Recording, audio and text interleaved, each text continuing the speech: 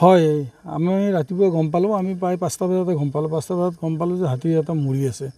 আমি আহি দেখা পালোঁ হাতীটো মৰি আছে, হাতীৰ পোৱালি এইটো। অনুমান ইয়াৰ 5ৰ পৰা 6 বছৰ হ'ব। মাকৰ গাখীৰ জাষ্ট এৰিছিলহে। কেনেকৈ এতিয়া মৰিল কি কথা আমি একো এইটো গম পোৱা নাই। কোনো ইনজিঅ'ৰ নাই হাতীটোত। আমি চালোঁ কিন্তু ক'তো আমি ইনজিঅ'ৰ পোৱা নাই। এতিয়া আমি ডক্টৰক মাতিছোঁ, ডক্টৰ আহি আছে, ডক্টৰে এতিয়া পষ্টমৰ্টেম কৰিব। তেতিয়া আমি আচলকৈ গম পাম যে এইটো হাতীটো কোনোবাই মাৰিলে নে ইলেক্ট্ৰিক শ্বক দি মাৰিলে নে কিবা মানে বিষক্ৰিয়া হৈ পেলাই মৰিল।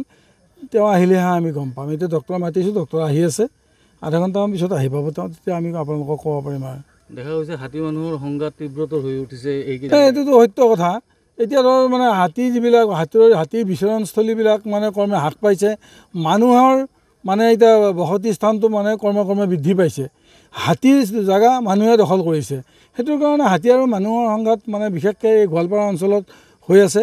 আমি এতিয়া ৰোধ কৰিবৰ কাৰণে ইতিমধ্যে আমাৰ মানে ভেকচন কৰিলোঁ আমি 140 হেক্টৰ মাটি। তাত ইতিমধ্যে আমাৰ হাতী মানে বিচৰণ ষ্টাৰ্ট হৈছে। গতিকে আৰু যদি আমি আগত ধৰ 2-3 ঠাইত আমি যদি ভেকচন কৰি তেনেকুৱাকৈ জেগা উলিয়াই দিব পাৰোঁ, অন্ততঃ হাতীখিনি কিছু মানুহ আৰু হাতীৰ সংঘাত কমিব বুলি আশা কৰিছোঁ। এতিয়াতো গোৱালপাৰা জিলাত বহুত বনাঞ্চল মানে দখল হৈ আছে। হয়, দখল হৈ আছে। আমি কিন্তু উচ্ছেদ কৰিবৰ কাৰণে ইতিমধ্যে যোগাৰ কৰি আছোঁ। আৰু উচ্ছেদ হোৱাৰ পিছত নিশ্চয় সেইখিনিত আমি গছপুলি ৰুই দিম। তেতিয়া ধৰ নিশ্চয় হাতীখিনি তাত বিচৰণ কৰিব পাৰিব।